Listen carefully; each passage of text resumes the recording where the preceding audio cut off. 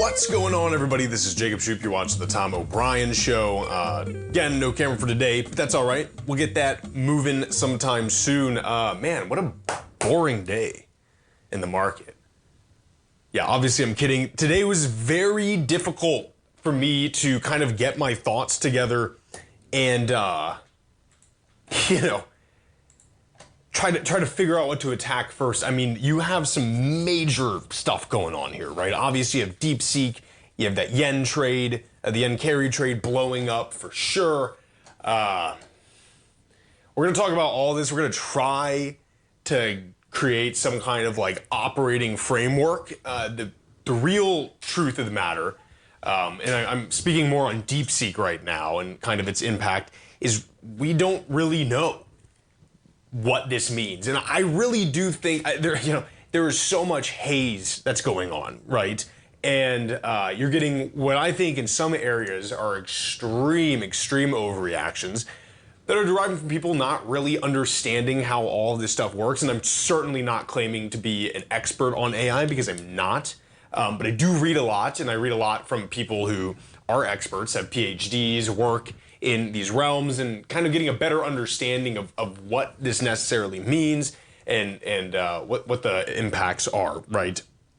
And so we'll talk about that. And there's definitely some ways, if what they're saying about DeepSeek is true, and that is a,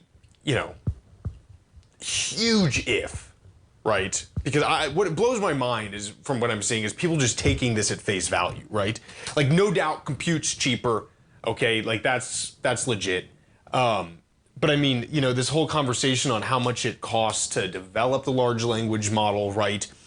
There's a lot of confusion that keeps getting spread online about the cost of the compute, and no doubt it is cheaper, but some people are comparing these really small, inefficient distilled models and the cost for that compute to the top line models that ChatGPT and has, which is just not the way you should do that. But anyways, let's take a look right now. And another funny thing as well, I think we were kind of talking about this a little bit on Friday, right? How DeepSeek could cause a market panic. And I'm looking at my sheet that I wrote down for Friday, and I have Q short question mark, ASML short question mark, NVIDIA short question mark. And I need to pay someone just to be like, hey man, just do it. You don't even need to know what the market is. Let me know. DM me. SPY off about 1.77% at 597.37. And we are gapping down in a lot of ways here. Composite obviously, taking the brunt of this with being as tech heavy as it is. The composite off about 3.39% at 19,275. You have the Dow Jones Industrial up about 0.36%. Honestly, wow, nice. Russell off about 1.33%. That dollar not really moving at 107.36. Crude. Now, crude's getting knocked 2.10% to the downside there at 73.09. I believe natural gas is getting hit as well. Give me one moment here. Gotta mute something on my side here. Excuse me. Natural gas is going to be down. Your uranium stocks are going to get slaughtered here as well. And again, we're going to talk about kind of the impact that this news kind of has on our whole play. Gold contract not doing anything except going to the downside at 1.31%. I am struggling to figure out what gold's place is in this market, right? It seems like everyone is just like heavy alpha seeking, I think, is really what's occurring, and gold doesn't offer that. But I don't know. I mean, obviously, don't get me wrong, right? Gold has made some nice moves since the middle of December, right? You're trading it right at 2,600. You're trading right below 2,800. And maybe if I, considered volatility, given everything else, I would see that it's not so bad. You have copper off about 1.9% at $4.23, and then silver off about 2% at $30.56. Disney doing all right today. Lucid not doing too poorly, but off 2.69%. That's just kind of in its bounds.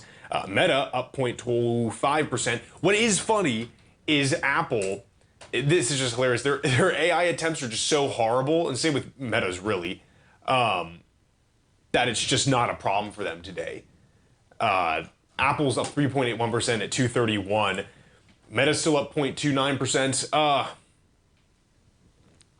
You know, they probably have a lot of other things going on for them, but still, I mean, the CapEx is massive for the data center, right? And so really the barometer that we're going to have for what this means with data centers like TSSI and you know, things for cooling like SMCI, you know, we've got to wait to see, I think personally, what these larger companies do. If they start reducing CapEx, then I think that's a sign like, okay, these guys are really starting to realize that this is not a good thing right now.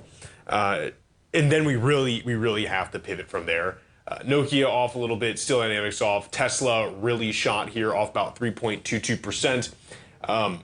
You know, even with, before people started realizing what DeepSeek was, and keep in mind, DeepSeek has been out for about like a week and a half now, and I think the weekend just gave time for people to kind of go out and get drinks and discuss stuff with each other. But even before that, I mean, with the investments in the Stargate project, which really was an investment into ChatGPT, I was negative on Tesla. We went over how they had less deliveries, right, in the quarters prior. I think they're not going to have a fantastic earnings, you know.